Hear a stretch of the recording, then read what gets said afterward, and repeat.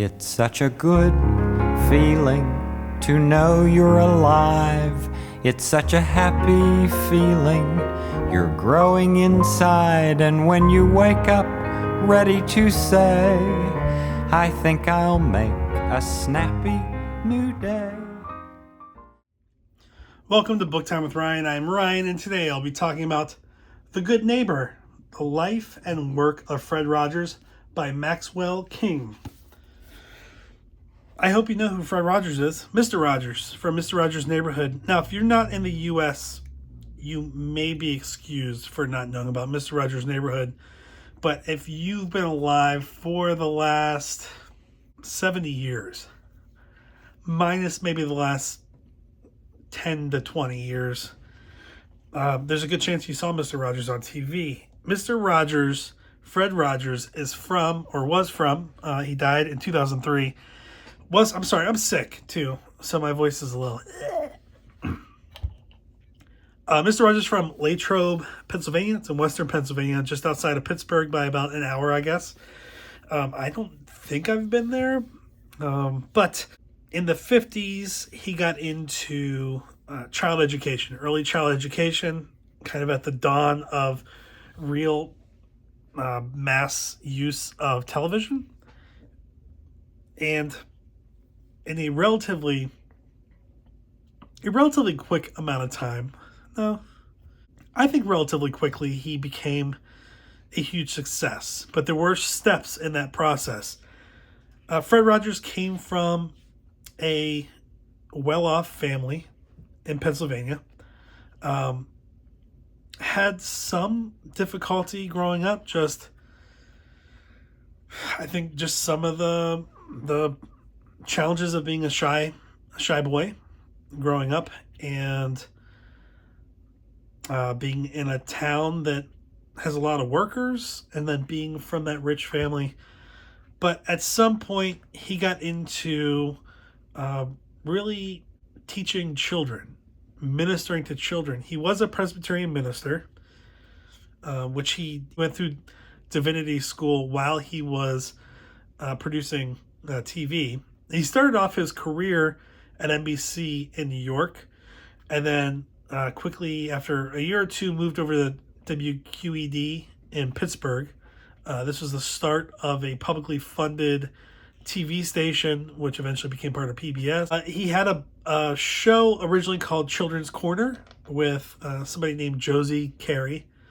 And after a couple years of that, went up to Canada and started Mr. Rogers, one word, and with CBC out of Toronto, and then came back and really kicked off the true start of Mr. Rogers' Neighborhood in the late 1960s, and continued on with a break or two here until 2001, when Mr. Rogers' Neighborhood went offline, and then he died a couple years later of stomach cancer. And for people growing up, at some point in that time period, you watched Mr. Rogers. Now, I did. I watched Mr. Rogers. I kind of consider like the top three shows when I was growing up as Mr. Rogers, Sesame Street, and Reading Rainbow. And Sesame Street started a year after Mr. Rogers' Neighborhood. And they were very different, but they kind of target different things with children. If you watch Mr. Rogers, and you can find a lot of clips online on YouTube, you'll find that his pacing is slow, and there's a lot of reason behind what he does. He kind of starts off the show in his house, although it's a set house. Then they go into the neighborhood of make-believe, which happens when the trolley goes by behind him, a little trolley. And then they're make-believe, and there's a number of puppets, and a lot of the voices are done by Mr. Rogers. And that's what they've done over the years. Now, he hit some pretty difficult stuff. Death, competition, divorce. He dealt with people that were handicapped. One of the things you'll find online is the 1960s, 1970s was a lot of there was a lot of upheaval in the race relation department. And at one point, well, not at one point, there were incidents where blacks were being kicked out of public pools. They weren't allowed to swim with whites. And Mr. Rogers made a point of having one of the characters, Officer Clemens, join him to wash their feet, cool off their feet in a baby pool, wading pool on the show. And he's showing that, they're neighbors and it's safe to be there with a black guy in a pool, really speaking to the fact that we can do this stuff together. We're one human race. Lots of different examples of that. He was very ahead of his time. I grew up watching him, but I think after reading this book and then watching tons of clips, getting emotional this week watching all these clips, including I think it's Won't You Be My Neighbor or something like that on Netflix, the documentary about him. Man, I've cried a few times this week. I've come to really appreciate him even more as a dad. And I even, at one point, turned on the show on, I think, Netflix or On Demand or something, and had my daughter, 6-year-old, Noelia, try it out. And it's a very different pace than she's used to. It's a very different pace than she's been exposed to. And it was interesting to watch her kind of settle down and really watch it and interact a little bit with it. And that was special for me to see that. And I hope we get some more time to do stuff like that. This book is great because it talks about Fred Rogers' upbringing, some of the foundational things that happened in his life, the way his career on TV progressed, a lot of the child psychology, and kind of breaking the groundbreaking techniques that he used. And it really, it paints him in such a nice light.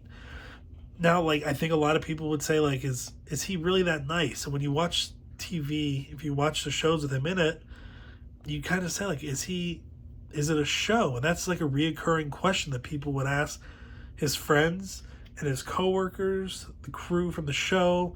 And 100%, the response was yes, that's him. He is selfless. He is nurturing. Some people say he's childlike, extremely intelligent, and really is one with the kids. The kids felt comfortable with him, and he was so patient and so open with them that all of those questions about if the way he is on TV is real were answered with absolutely. He's one of the nicest people ever knew. And there are a lot of people in here that said that he was very powerful, and you would kind of be drawn in thinking oh, is he kind of sissy? Is he feminine? Is he weak? And the reality is he was very strong in what he believed in. And the stuff that he worked on was very complicated and developed and groundbreaking.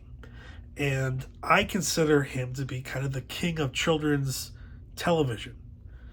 Really kicked it off. And there are some shows now that are still associated with their beginnings in Mr. Rogers' Neighborhood. One of the direct links is Daniel Tiger. Also, Blue's Clues is really modeled after Mr. Rogers' Neighborhood and the approach there. But there are so many other ones, and there was a lot of kind of back and forth between Mr. Rogers' Neighborhood and Sesame Street, and people constantly wanted to pit them against each other, but they really approached things differently and wanted what was best for the children. We go into some of the difficulties he had through life, what his family was like, what his upbringing was like, what the end was. I was born in 83, so my experience with Fred Rogers and Mr. Rogers' Neighborhood was the second kind of coming of Fred Rogers. The first one, he took a break, and I think it was 79 maybe before that, 75, I don't remember. Took a break and was trying to do some programming for adults that he felt kind of identified with what he was trying to do with children. So he took a little bit of a break for 5 years to do that, and then came back. And I was born in '83. We lived in Pittsburgh.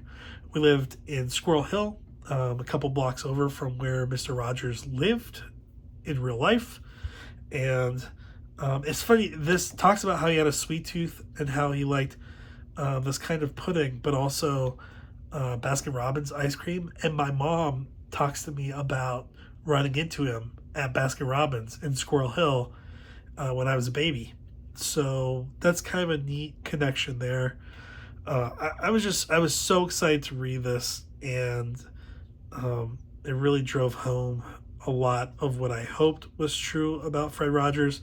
And I really look forward to going to Pittsburgh and going to some of the Mr. Rogers sites in the city, and maybe to Latrobe to just kind of experience it in person again. So The Good Neighbor, I think, like, if you know who Mr. Rogers is, this is such a great book.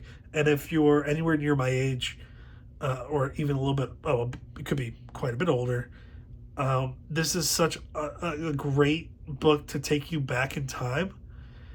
And if you're a parent, it's amazing too. It's just, you can find episodes still. You can pay for them.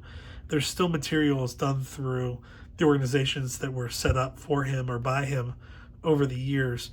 But this book is just such a great biography of Fred Rogers. And I'm really happy that I read it. And I'm so happy that we have been able to experience Fred Rogers in our lives, and that the gift that he gave us, he continues to give us, with different clips that we can find, and just his impact on children's education, especially early children's education, and the use of TV for that. It was great. So, The Good Neighbor by Maxwell King. Check it out. And if you don't know anything about Fred Rogers, do find out more about Fred Rogers and what he did and what he tried to do for his life. He was one of the good guys. So, thanks for being here today. I'm sorry I'm sick. You may also know that I'm wearing these glasses again. I broke my other glasses. I was waking up early to go to work, put them on the bed, and then I got up on the bed with my knee, and I put my knee right on the glasses and broke them. First time I've broken glasses. So these are my backups, and this is what I'll be wearing for a while until I get new glasses. Or I'll just wear these for a while anyway, but it's always good to have a backup. So again, thank you for being here today, and I will talk to you later. Bye. It's such a good feeling, a very good feeling, the feeling you know that I'll be back when the day is new, and I'll have more ideas for you, and you'll have things you'll want to talk about. I will too. You always make each day such a special day. You know how? By just your being you. There's only one person in the whole world exactly like you, and that's you yourself. And people can like you exactly as you are. It's such a good feeling, a very good feeling, the feeling you know that we're friends.